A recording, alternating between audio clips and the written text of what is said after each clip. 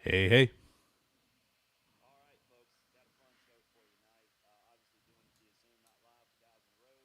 Coach Woody is live from Huntington. If you've got questions, comments, or just want to make fun of us, jump on in the chat. Hit us up on Twitter. We'll monitor that.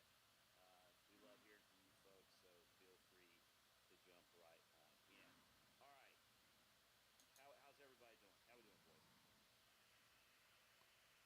We're good. Good. We're good. Yeah, all good. Full week of Kevin, you got baseball. That's practice awesome. tonight?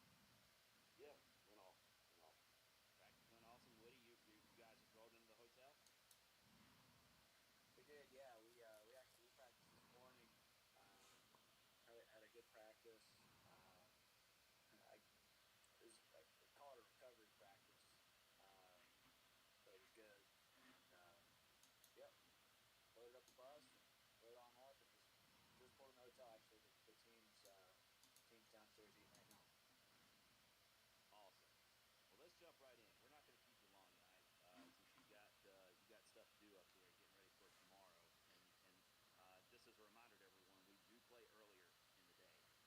Don't tune in to listen to Joe at 6 o'clock, expecting to hear the game. Well, you might hear the game about 6 o'clock. You might hear about the 8 a.m. So we do start at 3 p.m. tomorrow. So adjust accordingly.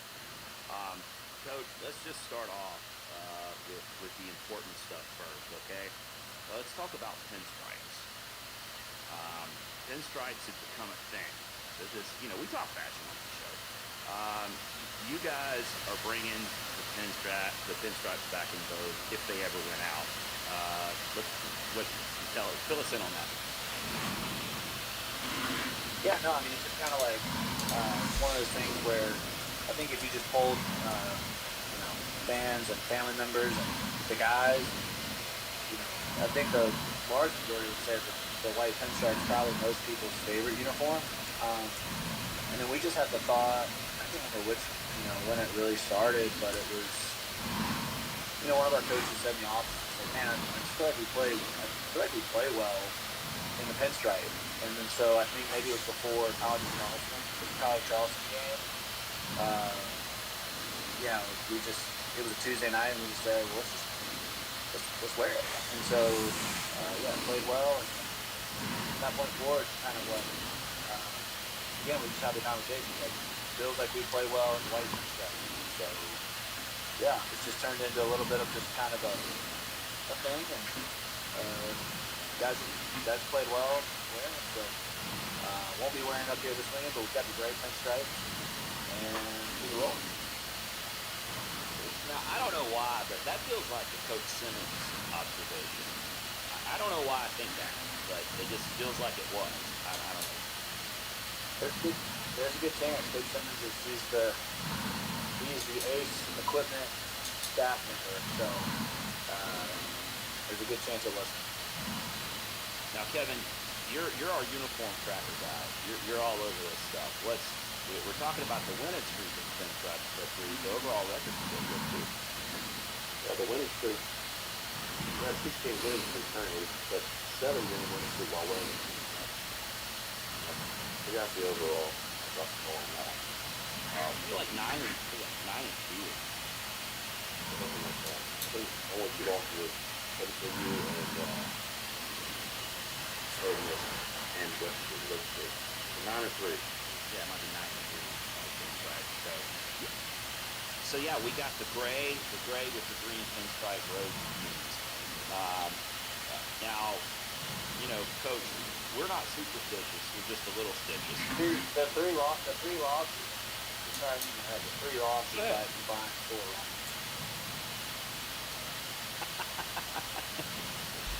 In case anybody's keeping track at home, right?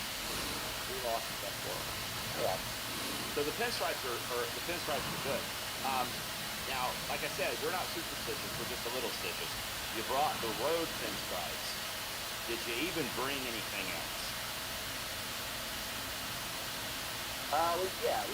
We brought we haven't worn the all cream yet.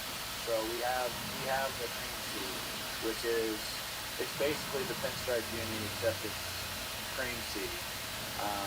but it's the same. It's the same kind of vibe. We haven't worn it yet this year, so we've got it here. I think Marshall's gonna wear green tomorrow, so we've got pinstripe tomorrow, and we'll go from there. I like those premiums. You guys have worn the pants some this year, but not the full set. I think they're my favorites. Well, right now the pinstripes are my favorites, Yeah. so we can roll with that. But I think just overall those premiums are pretty sweet. Yeah, the green sea uniform is actually all intended to be Ray Bolger. In equipment, he's a big Cleveland Indians fan, and he was actually up in our offices 2 summers ago when we were our coaching staff designed all the uniforms, and Ray was in the offices with us helping us, and he said, so Cleveland used to have this kind of cream sea off-white uniform, and we pulled it up and kind of tried to design it after it. So we really, without Ray, we wouldn't have the cream sea off-white uniform. That's awesome. So, and I'm not even going to wait for Kevin to pull the hook on me here and say, hey, we're going to talk about baseball. Because he likes talking about youth tonight. Let's talk a little bit about, we put some stats out. There's some stats floating around out there about pre- and post-attack clock. We talked about this before. You guys, I don't know if you borrowed a clock from football, stole a clock from football. You got a clock. You acquired a clock by some means, and have started using that in the dugout on defense. And the stats, and I know you guys have done with the coaching staff have done a deep dive on this. The results on our defense, pitching and defense before the pitch clock and after, or the attack clock, I should say. The results are pretty staggering.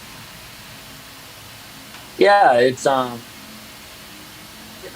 think there's something can certainly be attributed. Some of the success, I think, can be attributed to it. Whether that, there's obviously other factors as well as far as. But yeah, generally speaking, we've been very pleased with really how all of our players. It's not just pitchers. It's our defense. It's our catchers. It's how everybody's really embraced the mindset of when we hit the field, trying to get off in under 8 minutes, and the clock starts as soon as our pitcher's first warm-up pitch hits the catcher's mitt. That's when it starts. So that kind of makes it constant. So the idea being on that is that even our pitchers warm up with kind of pace and tempo, and so it's not like they warm up kind of slow and methodical, and then all of a sudden they got to work fast. It's kind of like this is our pace, and then at the same time too, it's just as important for our catchers to receive and get the ball right back to our pitcher. So it kind of connects the two a little bit as far as the flow and the rhythm, and just from a pitching standpoint too. It's like if you want more time in the game, then spend less time in warm-ups. It's kind of they kind of work hand in hand, yeah. And then we just felt like our game times earlier in the year. I think we were averaging around 3 hours and 41 minutes per 9 innings, and I think it's when you're winning games, like I don't care if it's 6 hours, 8 hours, 2 hours, it doesn't matter, right? But like we kind of when you hit, I think whether it's our team or any team, I think any team in general, when you don't win a game, I think you should evaluate all aspects of what's taking place. And for us, it felt like, okay, look, if we're not gonna come out on the positive side of the outcome, let's see if we can improve some things. And when we felt like pace and tempo and rhythm, we feel like really we're so confident in our pitching staff. So even that little stretch, it was like, well, let's give them something else to focus on. The hitter, because I mean, the hitter obviously matters, but we wanted to give kind of an external factor to where, hey, look, like it really doesn't matter who's in the box. Like if I execute my pitches and I work at my pace, then good things are going to happen. So there's a little bit of that element too. And I just give our players all the credit because, you know, they're the ones doing it. And, you know, I think there's some, you know, I think there's a lot of positives to it for sure. Yeah, Coach, I was curious to ask, are you guys tracking what's the success rate of getting under the 8 minutes on average? We average about, which is a little surprising. I thought it'd be lower than this. We're actually averaging around 6.5 innings, you know, per 9 under 8 minutes. So I would say on average about 2.5 innings, or, you know, roughly some games 2, some games 3. We've gone over that. We haven't had very many games where we've had 4 or 5 innings go over. You know, granted, and that too, like we've got some rules and some stipulations as far as, like, you know, when we make pitching changes, that doesn't count. The clock resets to a certain time depending on the number of outs and the situation. You know, if I got to go out and argue a call and challenge a play or something like that, you know, like that doesn't count. So there's just some other things too, but yeah, roughly we're right at around 6.5 out of 9 innings are right now are going at a sub-8 pace. You don't go out and argue calls, do you, Coach? I do not. Nope, it doesn't work. Hey, this is not what I was planning to ask you next, but I will say that since replay, since you guys have gotten replay installed at the Hayes, we've had some success with that. We keep track of that too. We're out front on those outcomes as well. Yes. So we tweeted some info out about the pre and post attack clock ERA. And there was a pretty decent drop there. I have some numbers in front of me, but that's not one of the numbers I have in front of me. Kevin, you got that one? Yeah. Yeah, it was prior to the attack clock 5.21. And then since the pitch clock's 3.38. So just about two runs a game. That's a lot. Big difference. Yeah. And then we gave up 3 on Wednesday night. So it actually went down a little bit Wednesday night. Yeah. And go ahead, Kevin. Yeah, we've been getting a lot of great starts since then as well. I mean, Matt Brooks has thrown a couple of good ones in there. Hale Sims had a couple of good ones in there. Pitching is I mean, you can definitely see a difference. Like I said, I'm not sure how much attributes to the clock or not, but you can tell a difference in the pitch. Yeah, I think it's a lot of things, you know. I mean, the clock's just part of it. You know, it's never, you know, when guys have success, it's never one thing. You know, they're the ones doing it, and that's just a small piece of the puzzle. But our starting pitching, as you guys have touched on, I mean, between, you know, Hale Sims and Will Lancaster and Colin Kramer and Matt Brooks and Cam Hansen, I mean, really those 5, you know, the last, you know, 6 or 7 games, they've just been more than that. I would say even, you know, 8 or 9 games. They've just been awesome. They've been awesome. They've controlled the pace. They've controlled the tempo. They've gone right at guys. They've pitched with poise and conviction and presence. And there's just been a growing sense with our team as the last few weeks that, you know, each time out is, you know, you see another sign of development and another side of progression. Like it's growing as the season's going, and that's certainly what you want to see. Just looking through some other data here, Coach, and you were just so the listeners know, this was shared with us. We're not smart enough to figure all this stuff out, but I can read, so I got that going for me. But really interesting numbers here. Pre and post attack clock pitches per inning. You're down about 2. The K to walk ratio has gone from basically 2 to 2.5. Walks per 9 is down almost 1.5. I mean, I'm looking. You guys track stuff, positive stuff with green on the chart, and this chart has green all over it. I'm sure maybe this was some stuff Benny put together for you, possibly. Actually, our Coach Miney, our pitching coach, he took a deep dive on the bus ride and just did a tremendous job of really filtering through everything. And again, he's a big credit for what's happening as well. I mean, because he's instituting it. Our guys are training with it in bullpens and live at bat sessions, and he's reinforcing the messages and sharing the positive information. So yeah, I mean, just give a ton of credit to Coach Miney as well. But he was the one that put that really great breakdown together for sure. Yeah, absolutely. I mean, it's fantastic stuff. Opponents batting average down about 20 points, overall OPS down nearly 100 points. Your whips down, call it a quarter of a point. I mean, it's hard to argue with. Yeah, definitely. I mean, you start thinking about, 2 pitches an inning doesn't sound like a lot, but 18 pitches per game, you're talking about 10 games saving 180 pitches.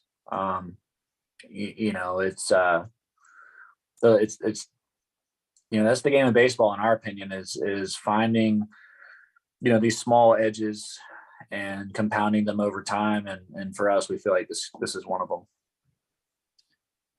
Okay, so just popping up on the phone here for anybody who's not paying attention to the draft, the Jaguars picked a defensive end from Georgia, Travon Walker, with the number 1 pick. So there you go.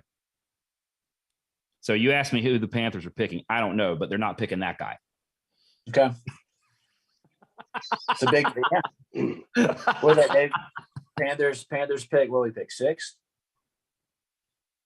6? Yeah, 6th. I don't know. I got to be honest with you. Kevin's way more in tune with that. And on this call, the 4 of us that are here, I am probably number 4 as far as knowing, even having an opinion what the Panthers are going to do. I got nothing for you.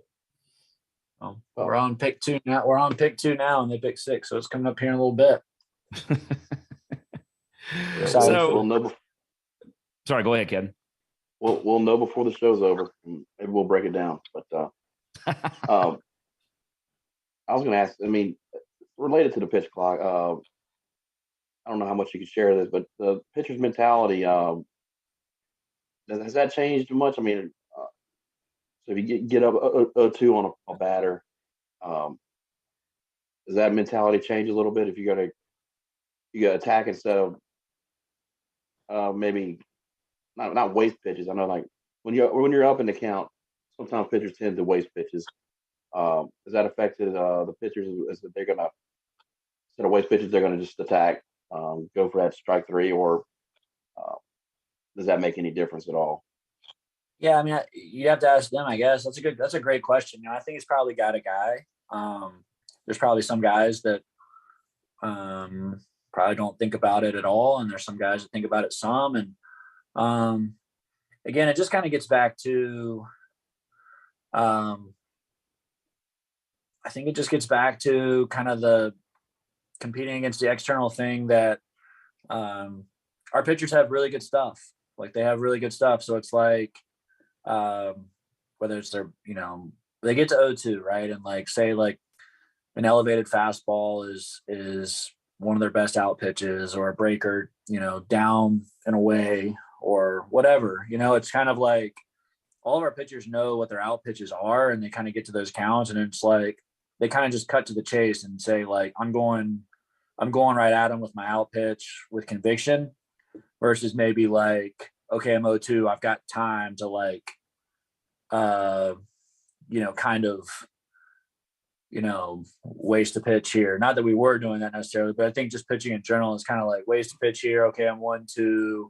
All right, I can still see if we'll go for this. Okay, now I'm 2-2, where it's just like, it's just kind of like boom, boom, boom, like, let's go. And because I mean, when you're in 0-2, the numbers are just drastically in pitchers' favors, and hitters tend to expand their zones. And when hitters do that, if you think of things in terms of like, hot zones and cold zones for hitters, it's kind of like, I don't know. Did you guys ever look at like Ted Williams' Science of Hitting book? It's kind of where he has like the strike zone with like a bunch of baseballs with his batting average per zone. Our pitchers kind of know like, hey, the numbers are in your favor, and just attack with your best stuff into those zones. And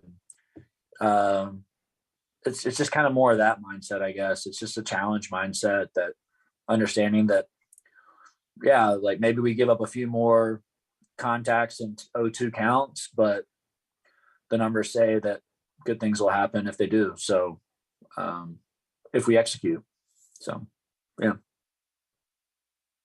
Coach, we want to talk about Marshall and the series upcoming, and we told you we'd get you in and out in about 30 minutes. But before we move on, a couple of there's so many performances in this streak that we could talk about, but I think, and the thing that comes up when you talk to people in person and online, the thing that comes up pretty quickly is David McCabe's return to the lineup.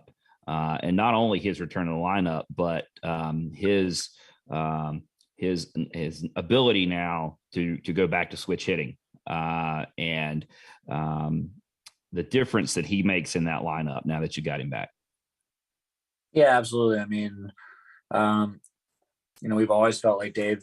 We think Dave is one of the best players in the country. Certainly hitters, but just complete players in the country, and having his presence and his experience, and just whoever is hitting in front of him, that pitcher and that coaching staff, they're gonna have to look on deck and see that he's coming up either on deck or in the hole, whoever he's hitting behind. And it's like one of those things. It's like as soon as he comes back, and I find myself writing like Jake Cunningham's name in the 8 hole or Will Butcher's name in the 7 or 8 hole, and I'm just like, that's those are some really, really good hitters in those spots in the order. I think that might be dinner, actually. Hold on. Oh, go ahead. Live podcasting, folks. That's awesome. Remember on the show on with Gary Williams and Jim Slaney, they had that little housekeeping. Dinner's here. Yeah. Hey, what you got? We got pasta. We've got pasta tonight. We got pasta. Yeah. The guys just finished eating, so Coach Sieb was nice enough to run me a plate up. Carbon up. But yeah, no, I mean, it's just one of those things like, you're sitting there and you got, if you got Cam Fisher, who's a 3 and 4 hole on most teams. You got Will Butcher, who's a 3 and 4 hole on most teams, and Jake Cunningham, who's a 3 or 4 hole hitter on most teams. And those guys are hitting down, 6, 7, 8.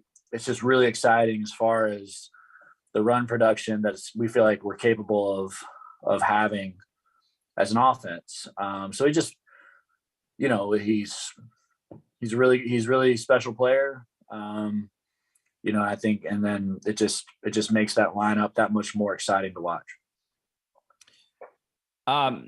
Not to get too far in the weeds as we're trying to move ahead, but that play, that at bat of David's last night, he first of all, I conveniently forgot how awesome. I mean, not really forgot, but in my mind, it was like David as a lefty and David as a righty were pretty close, and that they still are. But I just not seeing him bat lefty for a while, just kind of, it's like, oh my gosh, this is so awesome to have him back batting lefty. I did, from your vantage point, anybody who was at the game last night knows what I'm getting to ask. That guy catch that ball? The umpire said he did. So I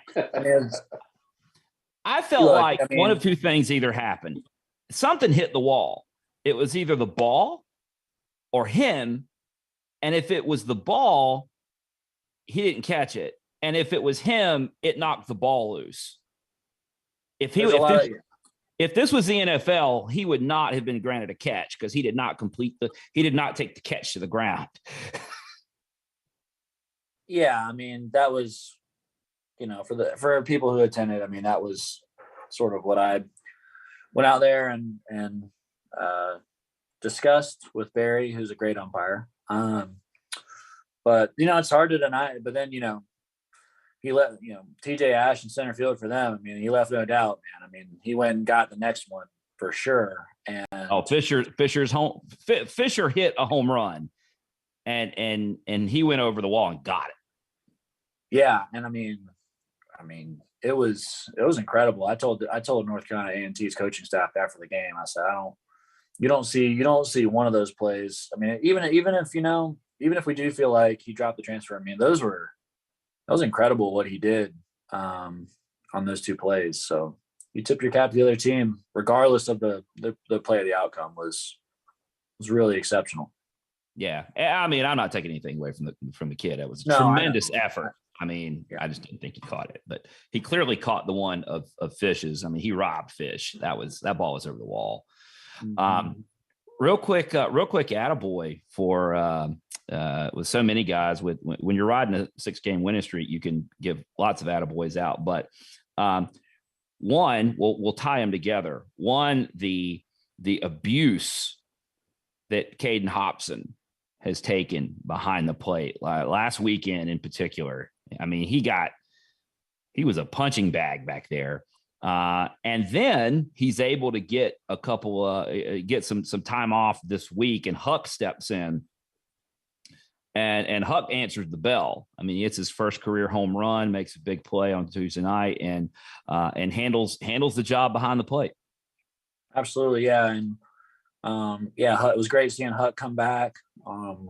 He had a bit of a bone bruise from a hit by pitch a few weeks earlier and kind of held him out.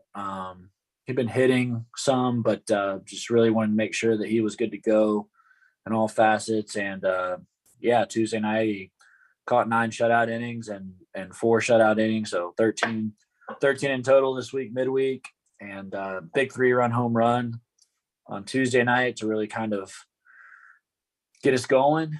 And it was great seeing him out there. And as you mentioned, Caden, I mean, Caden's he's been like that since he showed up on campus. It's just been,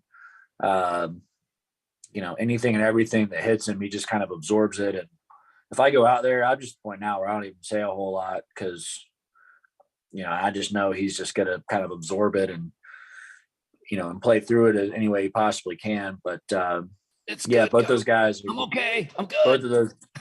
Both those guys have been really, really tough. And, that's been something the last 2 weeks that I give them a lot of credit to, because, there was a few aspects of the game that we felt like we really needed to improve upon if we wanted to get back to playing our brand of baseball. And one of the first things was wild pitches and pass balls.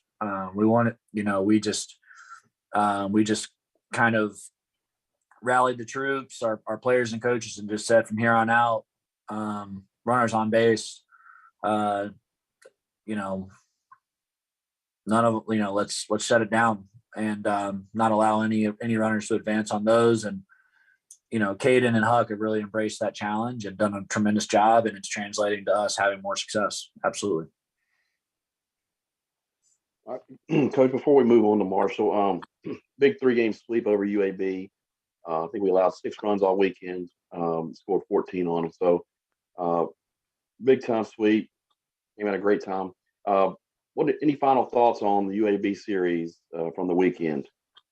No, it was really well played. I thought both teams played really well. That's Coach Dunn and his staff. They're doing a tremendous job in their first year, and it took everything we had, all 3 games to be on the positive side.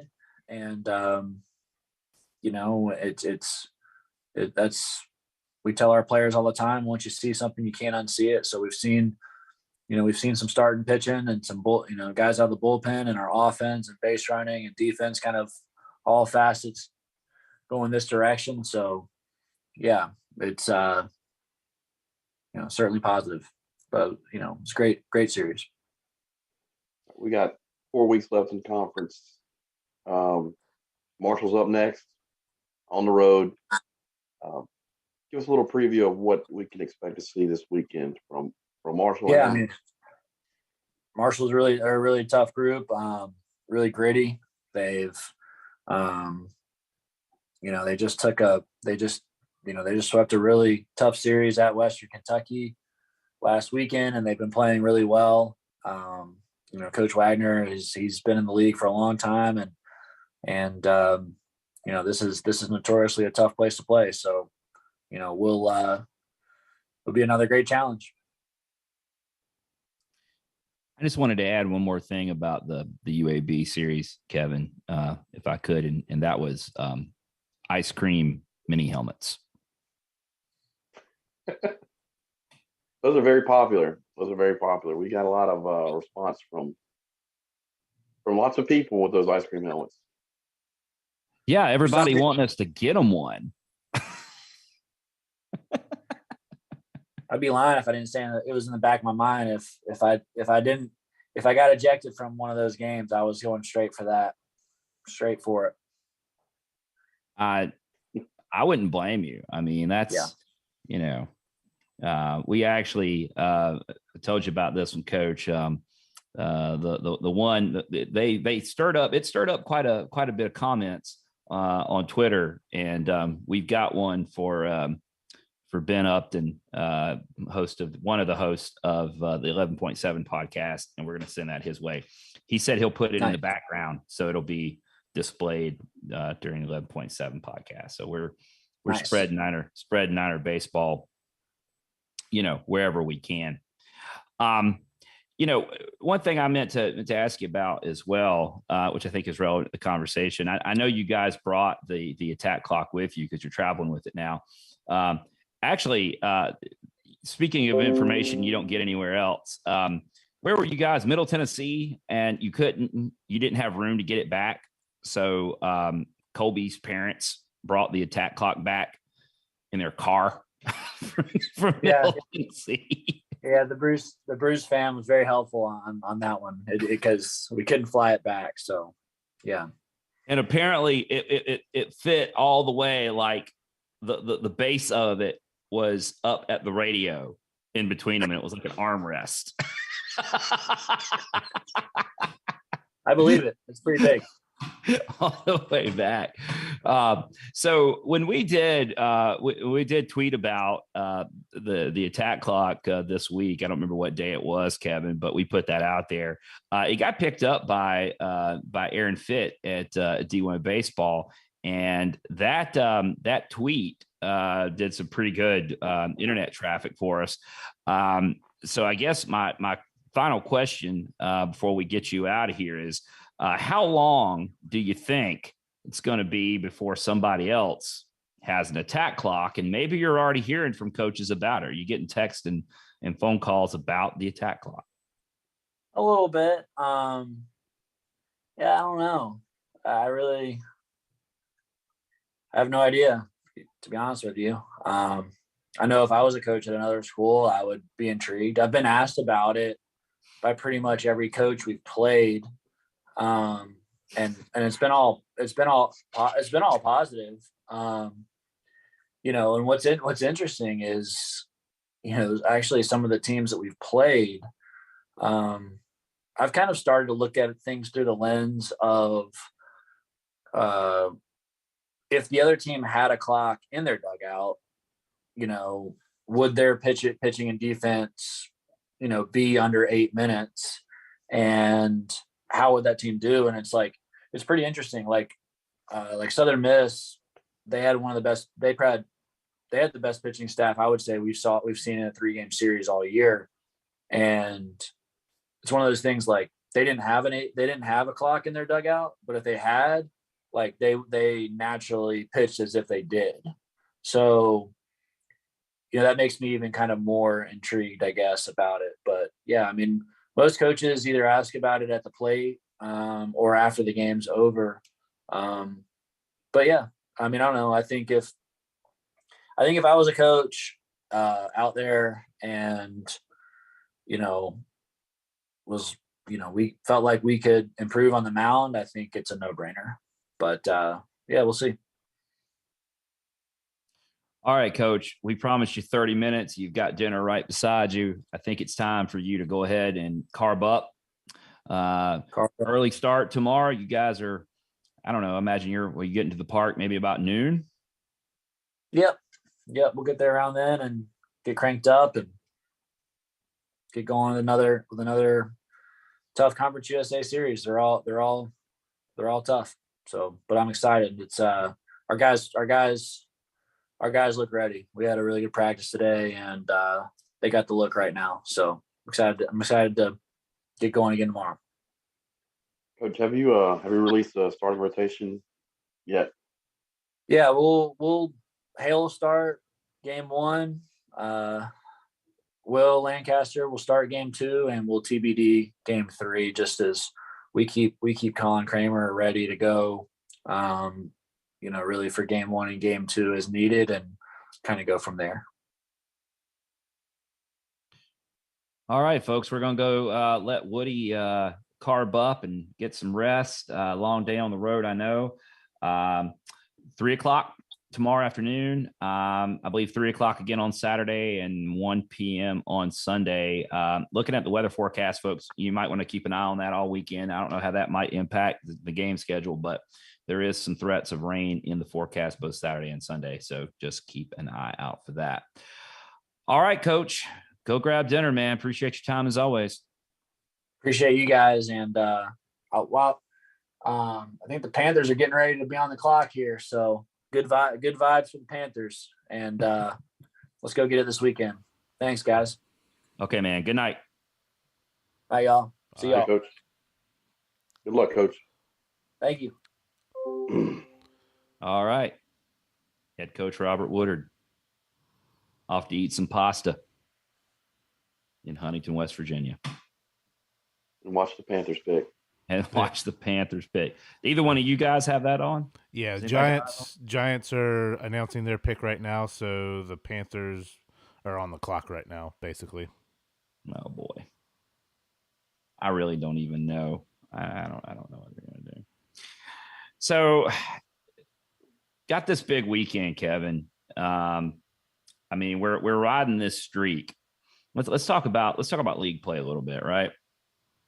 For anybody that missed it, there's I'm going to use the term "we" loosely. Had a blog post out today. Kevin put some data together on conference standings and what everybody looks like and what they have left. There are some big series. Everyone the Niners play in for the rest of the season is going to be big. I know everybody knows that.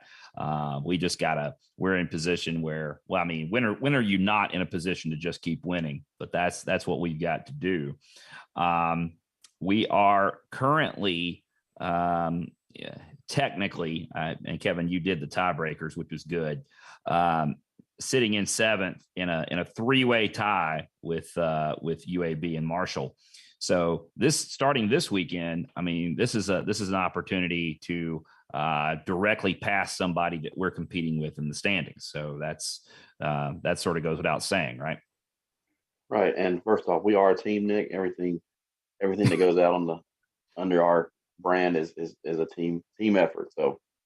Yeah, but there might be some typos in it or something. And if there are, I didn't want anybody thinking all typos are my fault. So I'll go ahead. I'll wear the typos. That's fine. I thought it was like a Lennon and McCartney type of thing. Yeah. Lennon and McCartney kind of thing. I'm not even going to speculate which one of us is which because I don't know. By the way, this is as good a time to mention it as any. If you guys, and we retweeted it, producer Brad hadn't seen it yet. He's going to see it after the show. If you haven't seen what our buddy Jimmy Touchstone did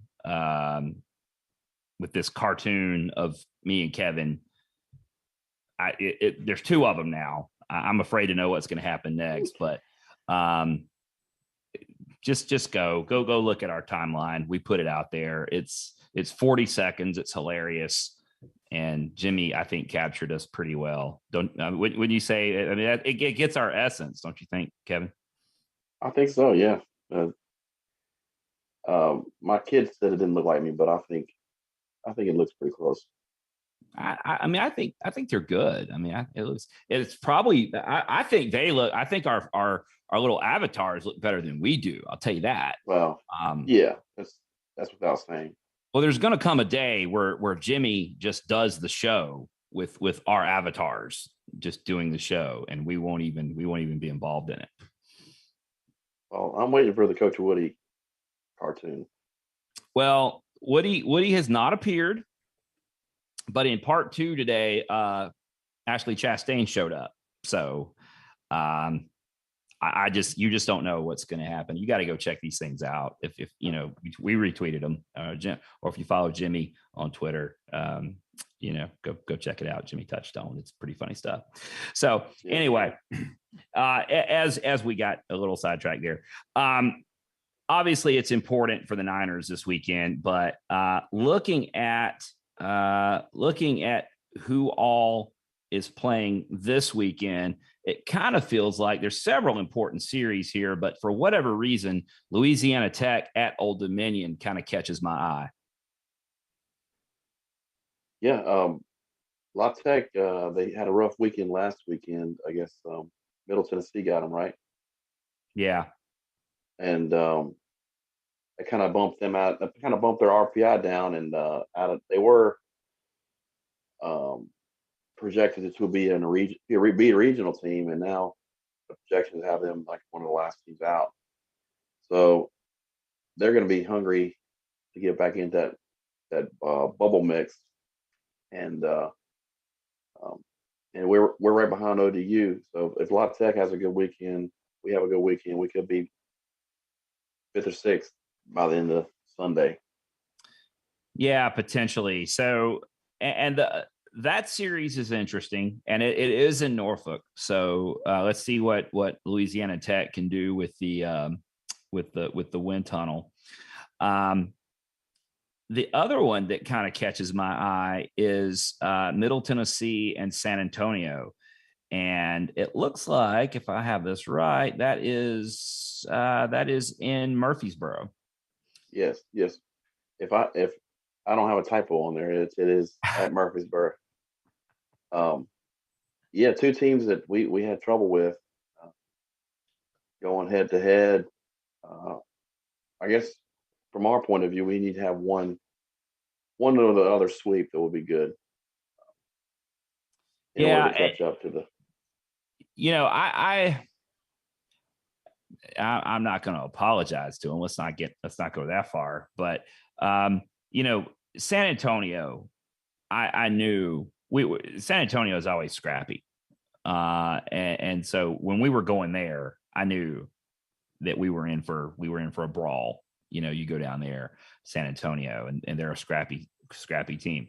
But Middle Tennessee, I didn't really see them coming, and I mean, it's not like they haven't beaten other teams too. I mean, they're continuing to put it together. 11-7 in the conference, and like you said, last weekend they got the job done too. Yeah, they beat La Tech, they beat Auburn, they beat us, UAB. I mean, they've got a good resume. They had a rough non-conference schedule, which is keeping their RPI out of bubble range right now. But yeah, they were a good team, and we had an extra inning game on a Friday night. Or was it Thursday night against them? Series that could have gone either way, really. Had a big lead on them on the getaway day too, and just couldn't close the deal on that one. But yeah, I'd say those three teams, Charlotte, UTSA, and Middle Tennessee, are right in the same, about the same caliber as right now. Yeah, and looking at, wanted to look at one thing. Wanted to confirm this with. Actually, what I'd like is Warren Nolan to stop giving me these pop-up ads. I've mentioned this before. It's a recurring thing. Yeah, so the problem for UAB right now is they got swept last weekend, which they came in riding high. They came to Charlotte riding high. We're not thinking that they were going to get swept. I'm sure no one goes into a weekend thinking I will probably get swept, but that's not what they had. They did not have that on their bingo card. Niners broke out, took care of business, and now all they have to do is host Southern Miss this weekend. Who, Southern Miss right now, when you look at the projections, which are starting to get more real by the week, most projections have Southern Miss as a top 8 seed, as a top 8 seed in line for a super regional. Yeah, they're nationally ranked 4th, 5th, or 6th, depending on what poll you look at. And we saw it firsthand. They're a good team. They pitched really well, and they hit. They had Tommy hitting against us. We hung right with them all 3 games, really. And but they have really good pitching, and that's going to carry far in a tournament setting. And I've heard some national podcasts talking about they get to stay home for the conference tournament, and then they have a regional, then they could possibly host super. I mean, they could go a month without leaving their home stadium. Hey, and I mean, good on them for getting that. They've earned every bit of that. They bid on the conference tournament, and so they got that, and the rest of it they've earned on the field. I'm sure, and they're not going to be listening to this anyway, but Southern Miss Twitter is very active, and their internet fans have all the they're just as smart as everybody else's internet fans, which I'll leave you to interpret what that means. But when you looked at that series, it was at our place, so that helped some.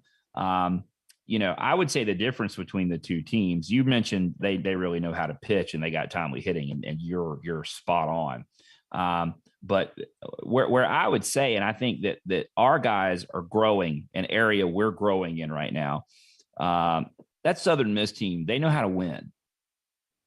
They know what it takes right in those moments. The moment's not too big for them. And we're growing into that. We've seen that over the last couple of weeks, but they're already there. It would be hard to name a hotter team in the country, quite frankly. Right. They seem to be on cruise control. Best team. They're the best team I've seen past couple of years at the Hayes for sure. And they if they stay hot, they could be an Omaha team. That's what some of the national pundits are saying. They have been to Omaha before in their school history, but good looking team, and they're hosting the tournament. So I think mathematically they could lock up a spot in the tournament, in the Conference A tournament this weekend, possibly. But my math could be wrong on that. Well, I'm pulling for them for the next month. I'll tell you that. Just looking at this rundown, they're playing UAB this weekend, and then they play Old Dominion, and then they host UTSA. They host Old Dominion, they host UTSA, and then they travel to Middle Tennessee. Who are we right around in the standings? UAB, Old Dominion, UTSA, and Middle Tennessee. So right. I'm pulling for them. Yeah, we need to keep them keep winning and run away with the regular season and let 2 through 8 be decided between us and see how far we can climb. Hopefully we can keep string some wins together in conference and climb.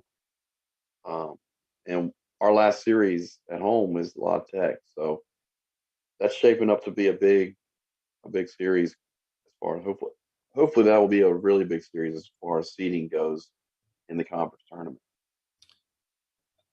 Brad, I'm getting ready to throw you under the bus, man, because you told me who the pick is, and I don't know who that is. How do you say that? That's why I typed it in for you. Who, I got an who is this alert. Well, guy? Who is this guy? Kevin, you're gonna pronounce this. Who he's is this guy from NC State? He's an offensive I'm not tackle. pronouncing it. Offensive I'll say it's tackle. an offensive tackle from NC State. That's who he is. Charlotte native, All American.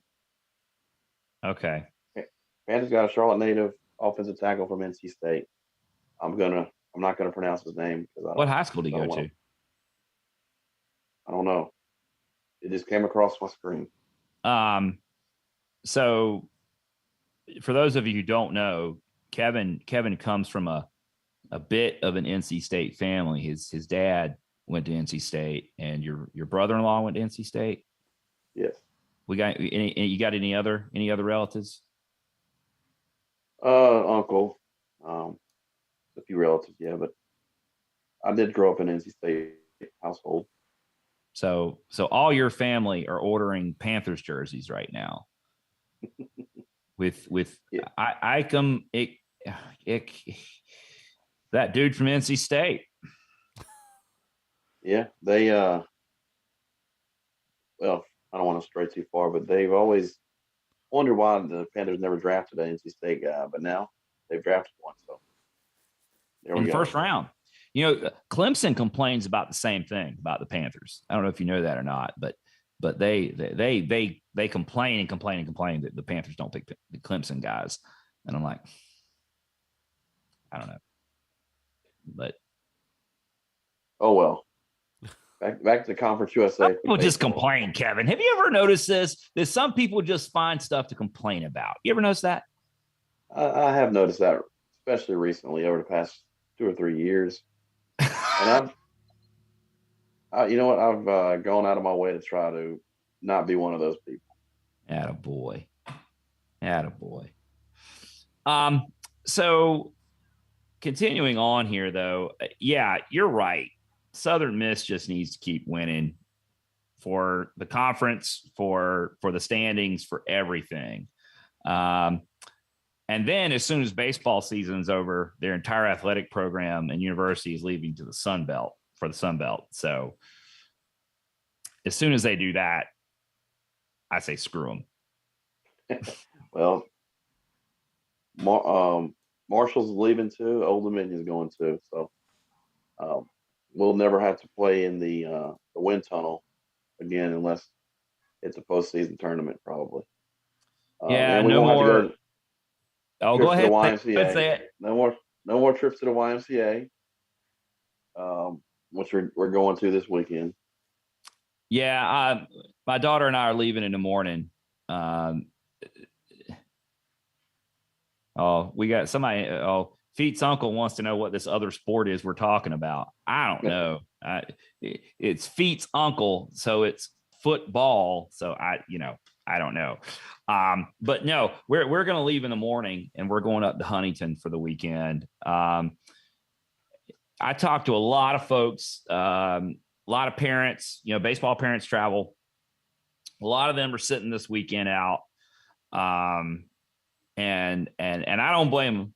I don't blame them a bit, but I thought this was a good opportunity to get out of town, take a little road trip. It's about 5 hours, unless this road construction, what he's talking about, about 5 hours, and to just go up there and troll them for playing at a YMCA.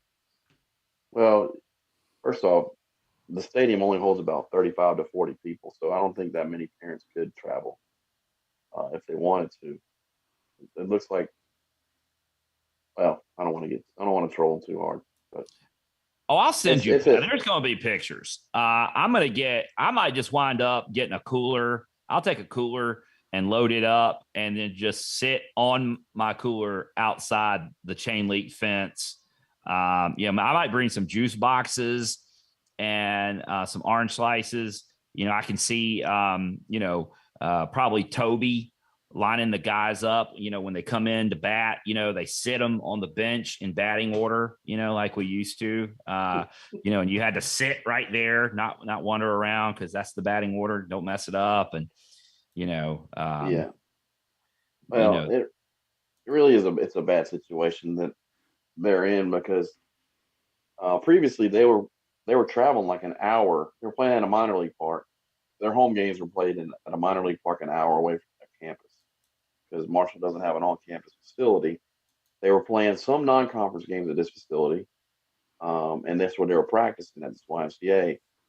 They made some minor renovations. They got a turf infield, and um, I guess they got tired of traveling an hour for home games, so they fixed it up enough to host Conference USA games. So they're playing home games at a YMCA with no lights and hardly any stands, while they broke ground for their new stadium in 2019. Funding hasn't come through. COVID hit, so that's been on hold. They were tentatively scheduled to host the Conference USA tournament in 2024, um, and they're trying to build that stadium by 2024. But uh, I haven't seen any progress since they put shovels in the ground ceremoniously in 2019. Um, and some of the players seem frustrated as well because they made national media the national news this year when they had to stop a game because it got too dark. One of their non-conference games, they had to stop, and it ended in a tie. That's why you see the tie on their record because they had to stop a game because it got too dark. And if I think I saw this right, it's also in the floodplain for the Ohio River. Is that right? Did I read that Yeah. correctly? Yes, it's beyond the flood wall, so I'm guessing if you get any kind of precipitation, it's at least the infield's turf, but I don't know. I don't know what. And The rest there's of the rain field. in the forecast, folks. So what you're going to find out is I'm going to take my cooler, so I have not only drinks but I have a place to sit, and then it's going to start raining, and I'm going to be floating down the Ohio River,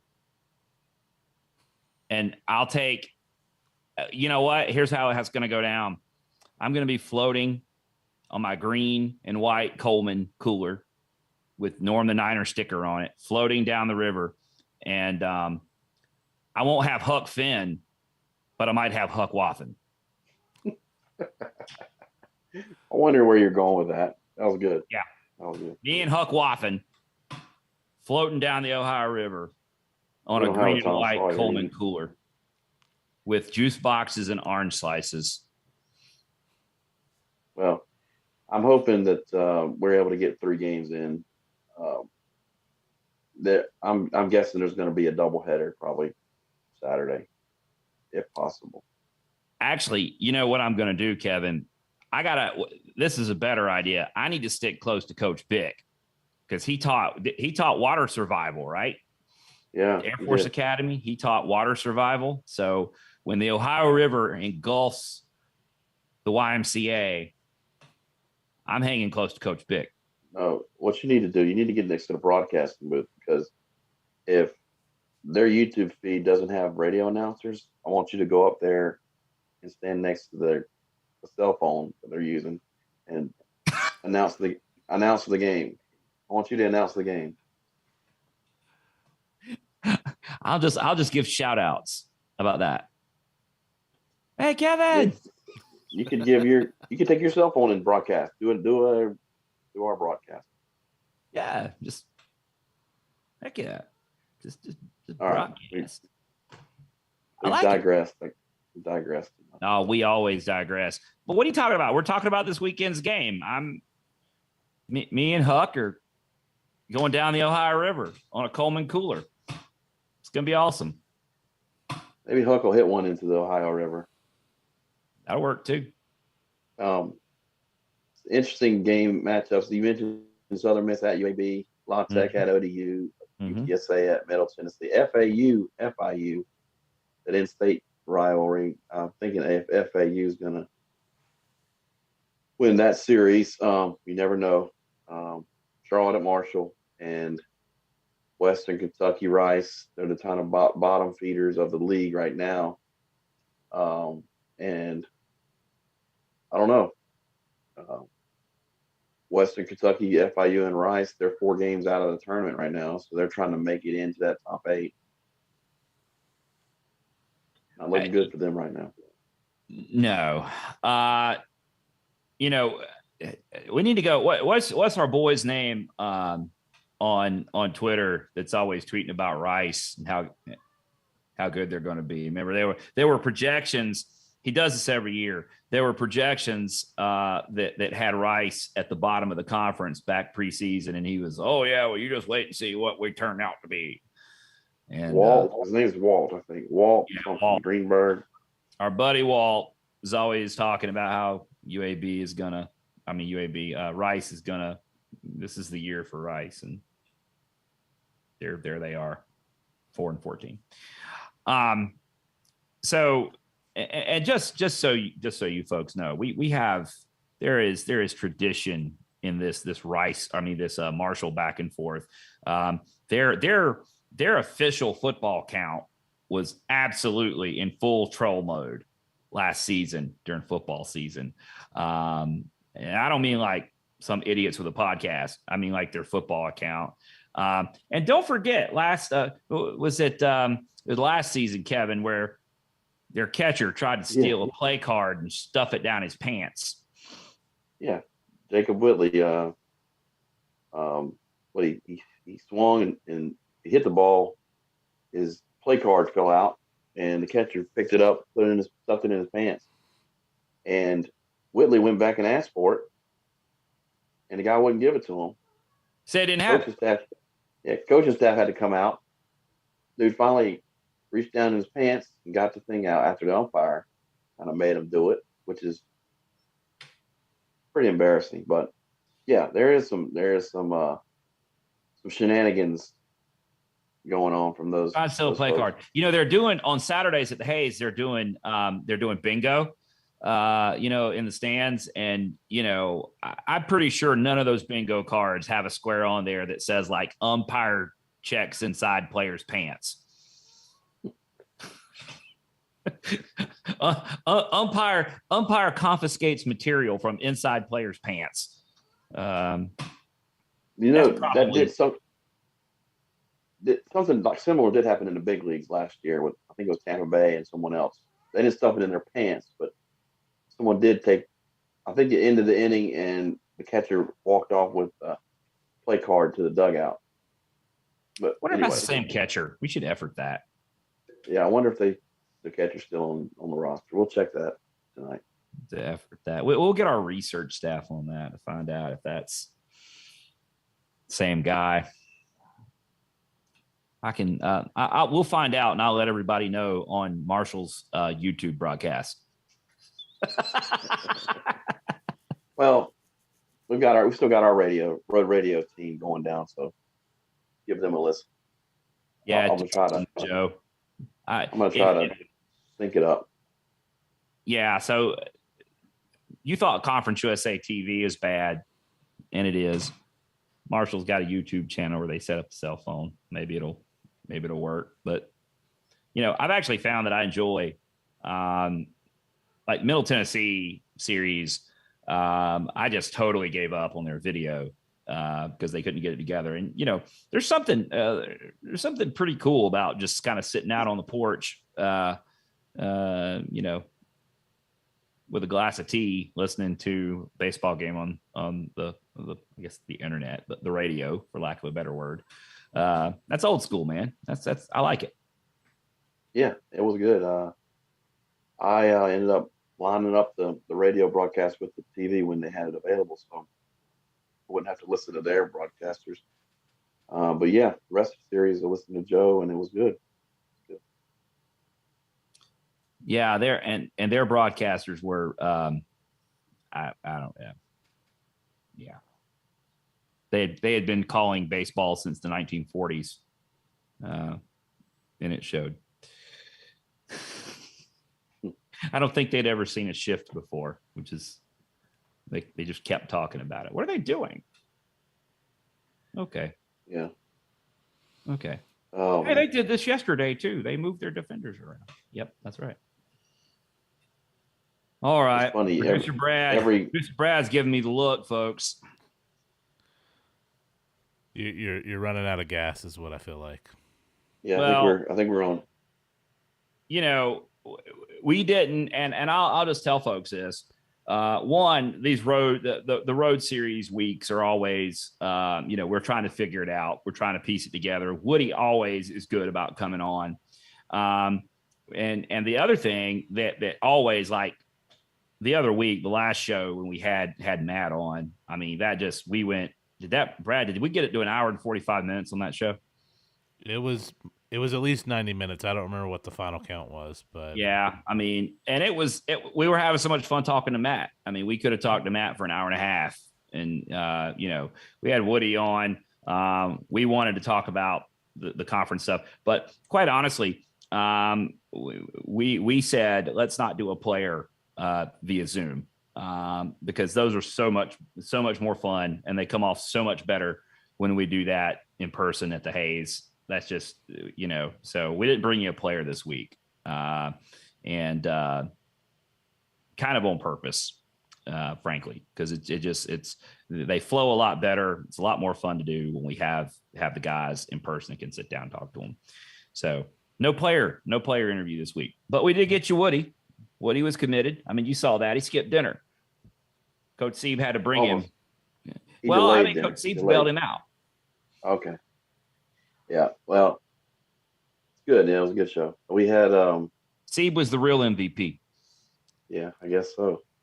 The real MVP is Sidney Pike. We didn't mention him about the pinstripe stuff, but that dude had to wash those uniforms every day, pretty much, for the last week. So hats off to Sidney. Yeah, Sid's making that happen. And, I proposed a solution to that, and nobody has really bit on that yet. My idea was if these unis are so lucky, let's stop washing them. I'm just saying. Man, we play on turf, man. They don't get dirt. There's no dirt on there, right? Exactly. Except for when you make a diving catch in the outfield. Like Butch did last night. Well, these athletes sweat. When you're an athlete, you sweat. So that's what. In case you didn't know, man. Let me go ahead and let you know something, Kevin. You do not have to be an athlete to sweat, because I am not an athlete, and brother, I sweat. Well. Hey, we always say you're going to get information here that's not in the box score. So there you go. Speaking of box scores, I'm looking at the stats right now, and I got to mention Jake Cunningham. He's really coming along. He's tied for the league, leading the team in homers with 10 homers, and he's also second on the team in stolen bases. That's pretty impressive. He's got 15 stolen bases. He's just 3 behind Firm with 18. Yeah. So he's tied with Fisher with 10 homers, 3 behind Nate with 15 stolen bases, and all around ball player. So that just jumped off the page at me. That we've talked about it before. Yeah, for real. He came up huge on Sunday. Yeah, that 3-run blast was dead center or just to the right of center. Was super clutch. Jake broke out the magic stick on him.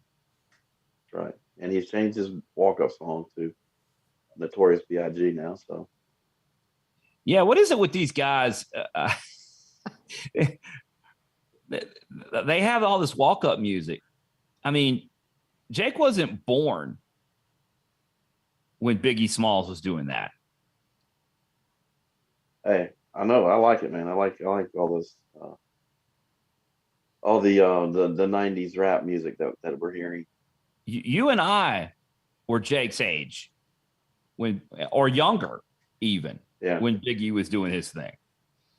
That's right. Yep. It's a classic. It's ageless. Who thought you'd say that? This is the mid-90s rap is ageless. Well, here's the thing. Timeless. Sorry, not ageless. Timeless.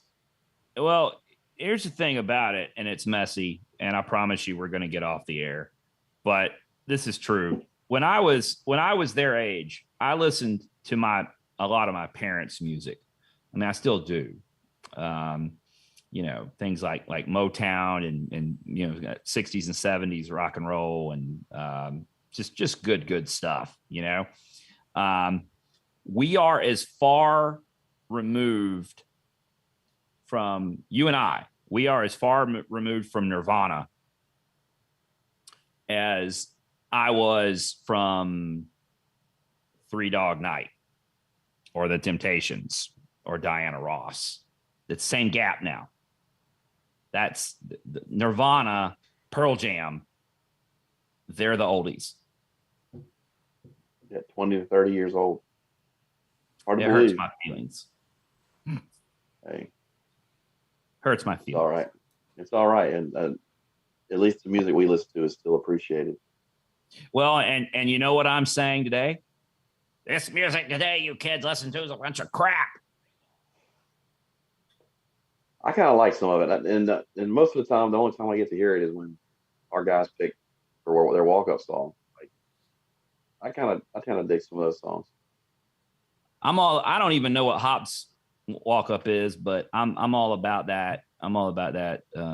Better than telling me the check's no good. That's Hop. I love that. He's going to change it now since you think it's hip. Probably. And who could blame him, frankly? All right, boys. I gotta go pack because I'm hitting the road early tomorrow, apparently, because I thought it was going to be 5 hours, but it just took Woody and the boys 7 to do it on a bus. That's right, Kevin. I am headed to the YMCA. Yeah. Yep, I'm headed to the YMCA in the morning. I heard you can stay there with all the boys, and yeah, it's a great Have place. a good meal. Have a good meal too. Have a good meal. Do So whatever you feel. you can do whatever you feel. That's exactly right. All right, folks, we're out of stuff to say. Let's go win a series. Producer Brad shaking his head. Find this podcast if you want to, wherever you find your podcast. Hit us up on social media, Twitter, Facebook, even Instagram, but still not TikTok, never TikTok. Reach out. We love hearing from you folks. Love talking to you at the ballpark. Hey, if you see me in Huntington, West Virginia this weekend, say hello. I'll be the guy on the green cooler handing out juice boxes and orange slices. For Kevin and producer Brad and Coach Woody that we let go a while ago, this has been Nick, and we will see you at the Haze.